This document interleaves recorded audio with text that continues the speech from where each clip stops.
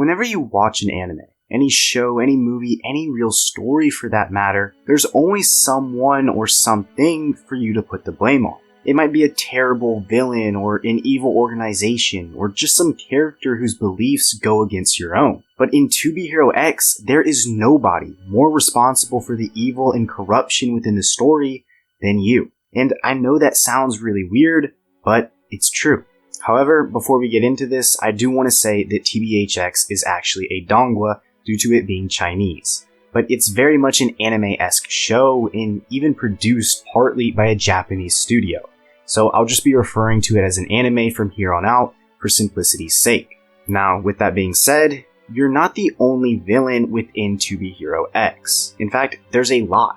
For example, Miss J and her agency exploit vulnerable people like Linling and mold them into puppets that can make them more money.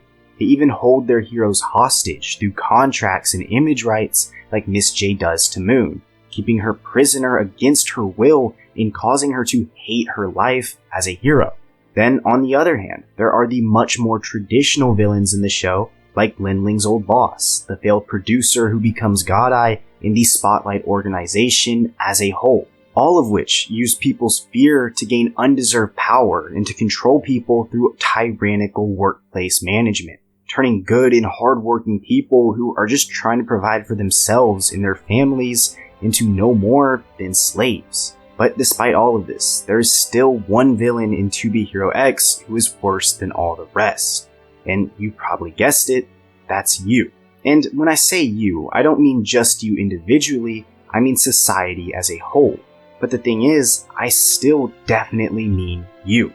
Whereas most shows critique fringe parts of society that the vast majority of the world can agree is bad, like corrupt politicians or criminal organizations, TBHX condemns you, the normal, seemingly innocent person.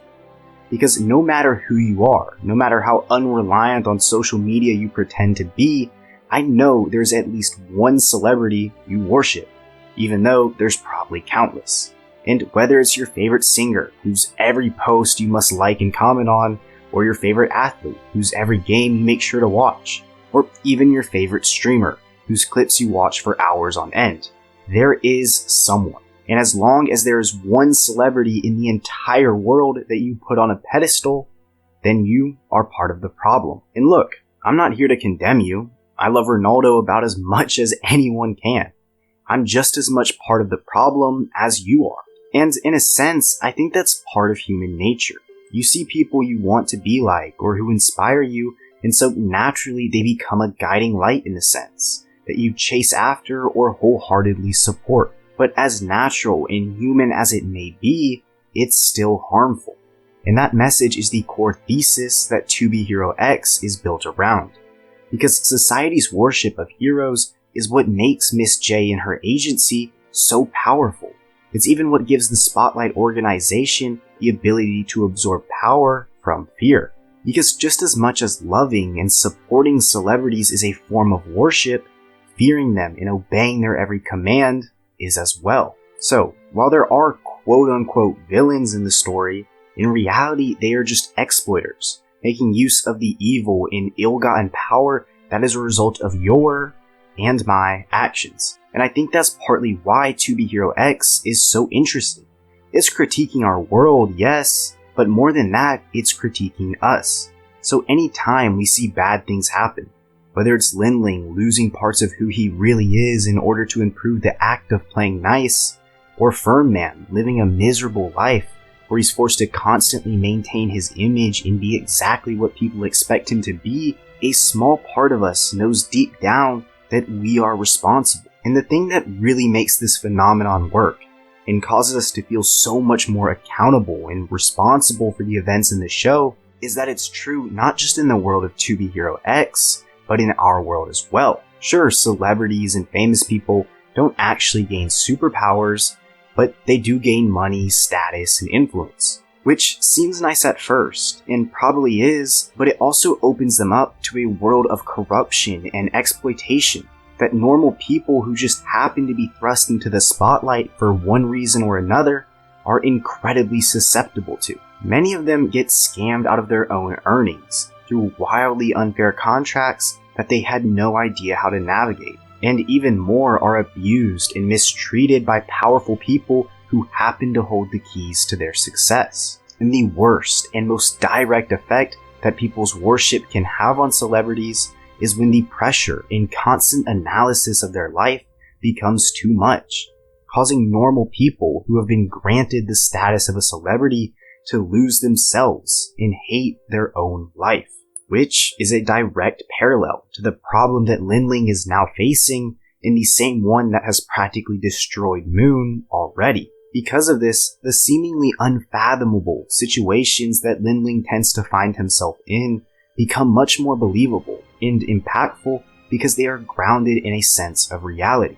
When characters fight epic battles versus demons or monsters, it's cool, but it doesn't give you that same kind of relatability and sense of responsibility for the trauma that the characters are enduring. And that's why I love TBHX so much. It really feels like part of you is in the show and having a massive impact on the characters and story. When Moon, for example, is locked away in Hero Tower, wanting nothing more than to be free and live her own life, that moment is so much more emotional because you know in a sense you're the one keeping her locked away. And when Linling is literally forced against his will to become a hero, you know deep down that it's only because Miss J and her agency can't afford to lose Nice's influence over the countless people, just like you and me, who are hungry to live vicariously through the lives of celebrities, or in the case of TBHX, heroes. And I think the reason that TBHX goes through so much effort to mock us and criticize us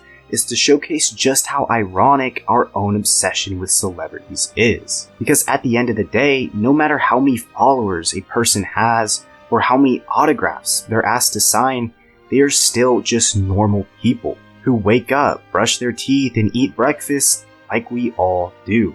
But still, society as a whole loves to put certain people on a pedestal and pretend that they are inherently different from everyone else. And Linling, like us, falls directly into this trap.